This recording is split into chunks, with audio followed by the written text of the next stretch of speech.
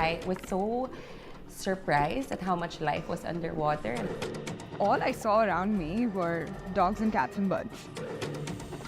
Harus bekerja dan tinggal di dalam hutan dengan 30 orang laki-laki ya. Our identity is wrapped in the health of our seas. It's about keeping wildlife wild. Permasalahan satwa liar hampir tiap hari ada.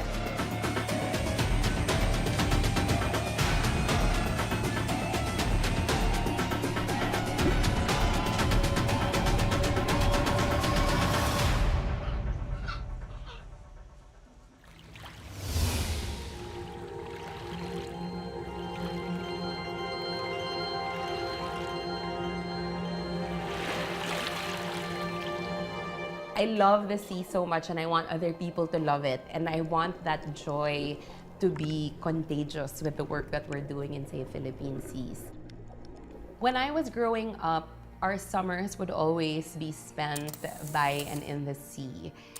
And I was snorkeling and swimming. But my dad insisted that all of us become scuba divers.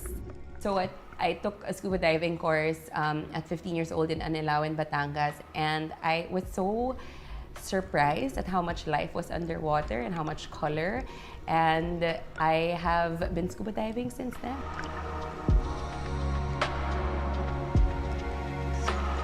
I'm Ana Oposa. I was born in Cebu, raised in Cavite, and now living in Makati, and I am the Executive Director and Chief Mermaid of Say Philippine Seas. Maybe I've done, I don't know, close to 1,000 dives for fun. And to me, it's where I go to not talk to people. So much of my work is very external. Like I do a lot of teaching, a lot of meetings, a lot of stakeholder mobilization. So when I'm underwater, it's like my quiet time.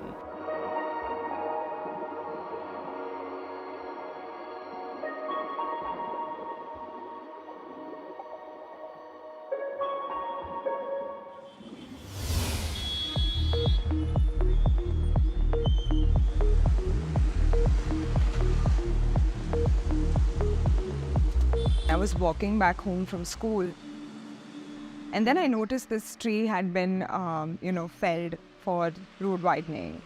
And I saw a lot of baby fledglings nearby lying dead. Didn't anyone know that there were nests on the tree? Couldn't they have waited for a little while? And the main turning point to sort of start the organization was there was a dog who had a disease called canine distemper. And, just watching it die without getting any kind of relief. Their suffering should not be there.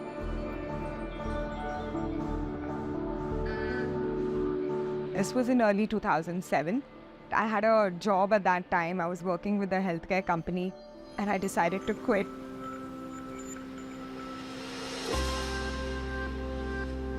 I had it in my mind that I want to start an organization, because there's only so much you can do alone.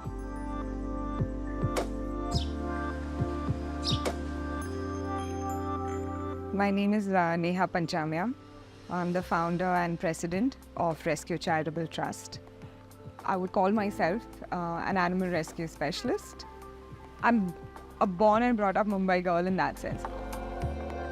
All I saw around me were dogs and cats and birds, so those were the first ones that I started to rescue.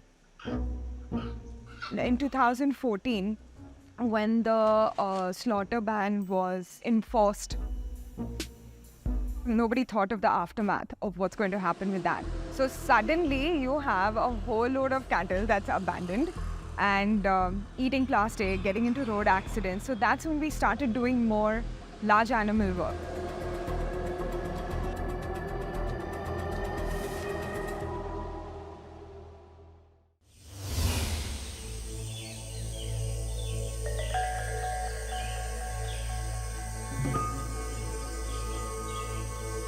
Awal mula kecintaan saya terhadap alam, terutama khususnya untuk konservasi satwa liar, yang terancam punah di Indonesia itu berawal saat masih usia remaja. Pada saat itu saya mengikuti organisasi lembaga swadaya masyarakat yang bekerja untuk konservasi satwa liar di Indonesia, salah satunya yang berbasis di Jawa Timur.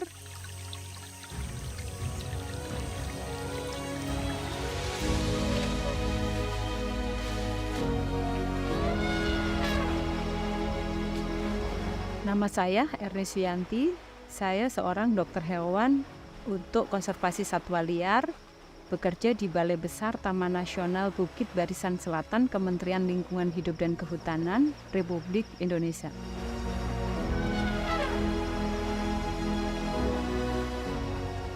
Minat perempuan di Indonesia, terutama untuk menjadi dokter hewan bagi konservasi satwa liar, khususnya di habitat alam, maksudnya di hutan, itu masih sangat sedikit dibanding. Hal ini disebabkan karena orang tua di Indonesia masih menginginkan anak-anak perempuan itu bekerja di zona nyaman, di tempat yang seperti rumah sakit hewan.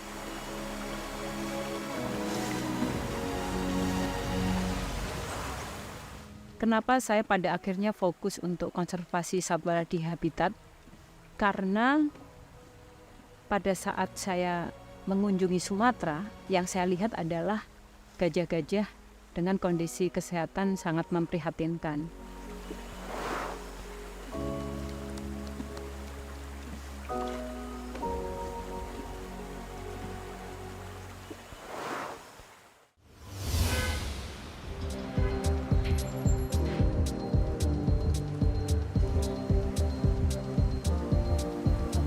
I always thought I would work in the arts. And then in college, I volunteered for a coastal cleanup. And that was the first time I saw how much trash was going into the water. It made me realize that I needed to do something to make sure that trash didn't end up in the seas.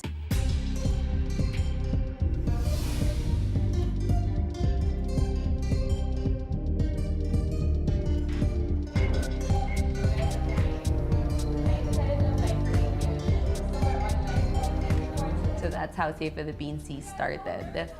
And from there, I started doing a lot of campaigns, education programs. Viddsee mission is to empower citizens. We want to remind people, especially Filipinos, that we're connected to the sea, that our identity is wrapped in the health of our seas. More than half of Filipinos live near or by the coastlines.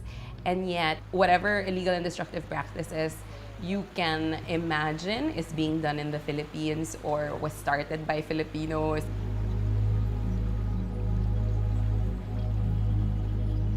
So there is that connection, but also disconnection. When we have programs in coastal communities, we take out the community snorkeling, and we always do a survey of who here is going out to snorkel for the first time. And 60 to 90% of them will raise their hands. And to me, that is scandalous, knowing that we are the second largest archipelago in the world. We should all be finding our way to the sea or spending time in the sea and understanding what the health of the sea means to our economy and our ecology. It's not just awareness, it's not just education and learning about the issues, but knowing what it is that we can do about these issues with our own skills and our own resources.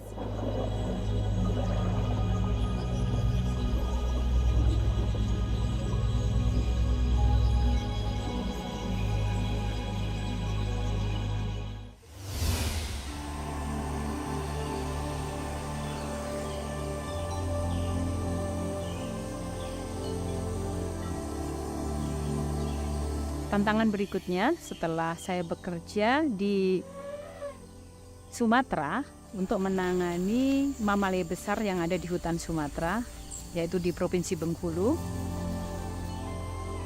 Yang pertama, saya perempuan sendiri dan harus bekerja dan tinggal di dalam hutan dengan 30 orang laki-laki ya.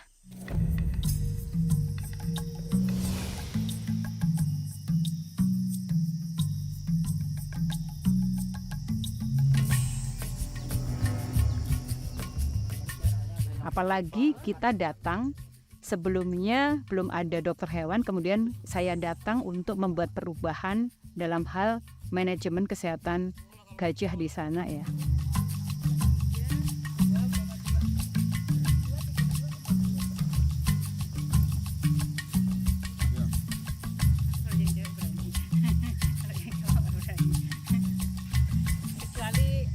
Itu akan lebih menyibukkan mereka dalam bekerja, tidak seperti sebelumnya.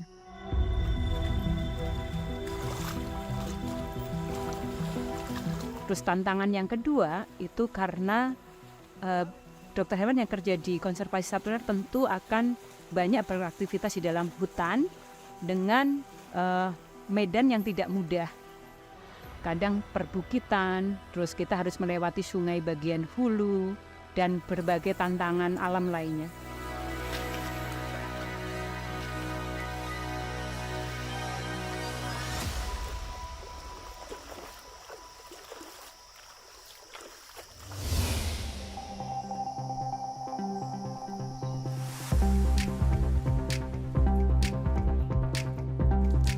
In 2007, when I started, there was literally nobody providing emergency services for any kind of animals. I mean, especially domestic animals.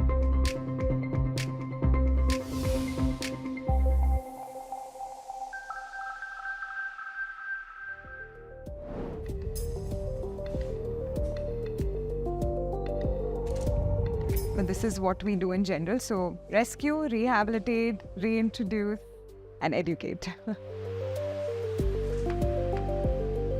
So you're either rescuing an animal on field, or you're bringing the animal into the rescue center because it needs additional help. So it's cared for here, where it undergoes rehabilitation and then is reintroduced back to the wild.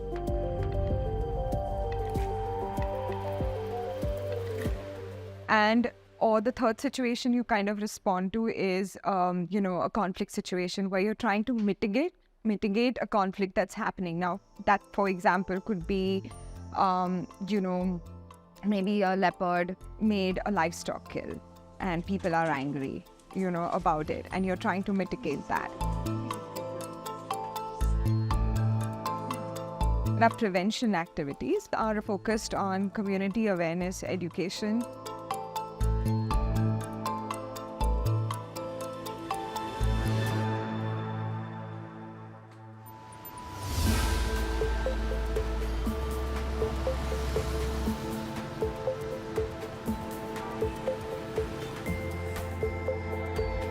People would laugh at me. I wrote about climate change in the 80s and no one believed that it would happen, and now it's happening.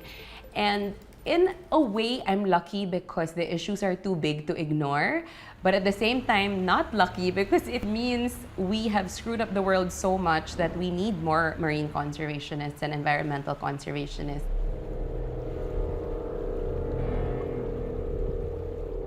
And I hope that one day we can say we saved the Philippine seas and rebrand ourselves. But my dad always says anything worth doing cannot be done in one lifetime.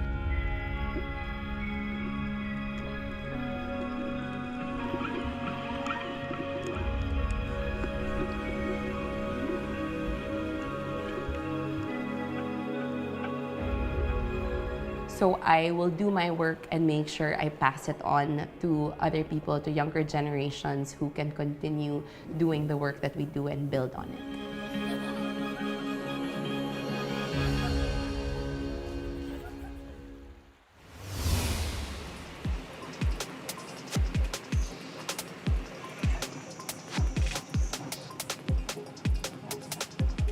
Began as a couple of friends trying to do good for animals in the world.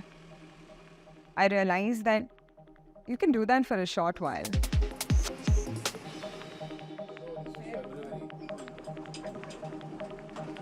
you can't scale up doing that. It had to be organized, it had to be professional. And what you see today is first responders, you see rehabilitators, you see a veterinary department. The organization is completely funded by donations only.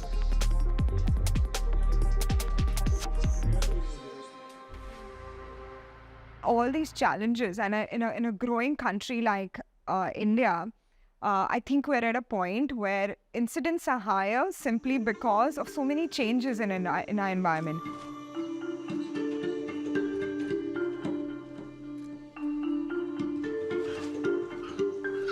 One of the visions that I have is to develop a network of remote squads. And this basically means to provide employment to local people who are passionate about conserving their habitat, conserving wildlife, and skilling them, equipping them.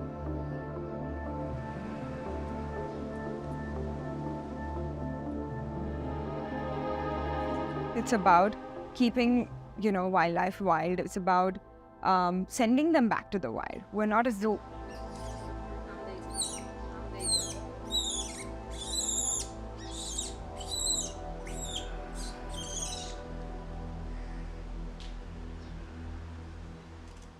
And the best part is when you release them back out, they don't even turn and look at you.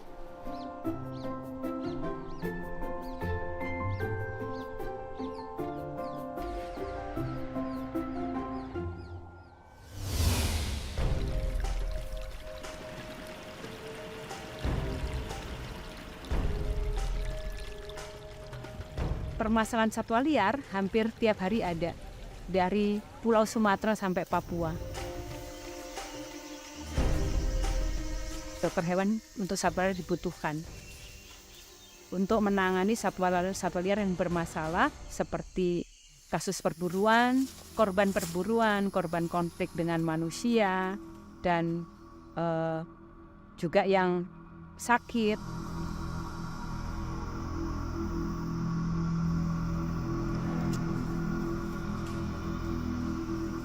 Terus kemudian juga pada saat kita sudah melakukan misalnya penyelamatan gajah atau harimau atau satwa liar yang lain dari perburuan atau konflik dengan manusia, itu juga tidak selalu mendapat dukungan penuh terhadap. Penting sekali menjaga kelestarian satwa liar seperti harimau Sumatera, gajah Sumatera, orangutan yang menjadi fokus kerja saya saat ini, karena spesies tersebut status konservasinya kritis, artinya selangkah lagi menuju kepunahan.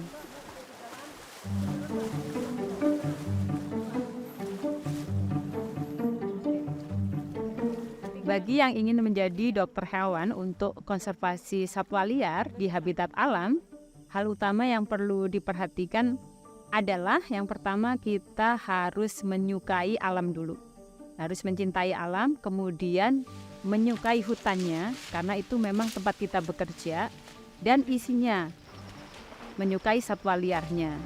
Untuk ilmu atau pengetahuan atau skill yang terkait dengan penanganan satwa liar itu bisa kita pelajari berikutnya.